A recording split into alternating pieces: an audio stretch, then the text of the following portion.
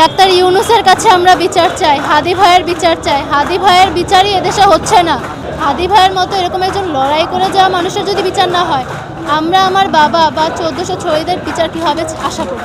হ্যাঁ, আমি একজন শহীদের সন্তান। আমার বাবা 19 জুলাই মিরপুর 13-তে নিহত হয়। মনে ছিল মেরে ফেললাম, মনে ছিল তাকে খুন করে ফেললাম, মনে ছিল তাকে গুম করে ফেললাম।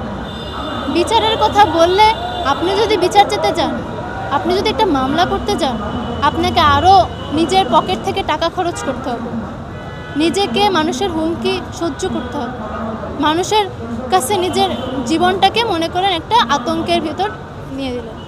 আপনি বললে বিশ্বাস করবেন কিনা জানি না, আমার বাবার 19 জুলাই মারা গেছে। 19 জুলাই মারা যাওয়া মানে কি, 5ই আগস্ট দেশ স্বাধীন হয়েছে। এতদিন ধরে কি আমরা একটা বিচারের জন্য মামলা করতে পারতাম না? আমাদেরও ইচ্ছা হয়েছে মনে, কিন্তু আমরা চিন্তা করছি মামলা করলে আমাদের লাইফটাও রিস্ক হয়ে যাবে। আমার একটা ভাই আছে, আমি আছি, আমার ছোটো বোন আছে, আমাদের লাইফটা আরও শঙ্কাহীন হয়ে যাবে, শঙ্কার ভিতর পড়ে যাবে। তো এই দেশে কোনো কিছুর বিচার হয় না।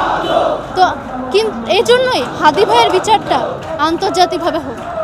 এই দেশে কোনো কিছুর বিচার হয় না। এর জন্য জাবের ভাই, হাদি ভাইয়ের স্ত্রীদের সাথে আমি একদম সম্মতি প্রকাশ করছি। আমরা আন্তর্জাতিকভাবে বিচার চাই, জাতিসংঘ থেকে বিচার করা হোক পুঙ্খানুপুঙ্খভাবে, কোথা থেকে কিভাবে তাকে প্ল্যান করে, কে মারেছে, কাকে দিয়ে মারেছে, কে গুলি করছে, কোনো ফয়সালকে আমরা চিনি না।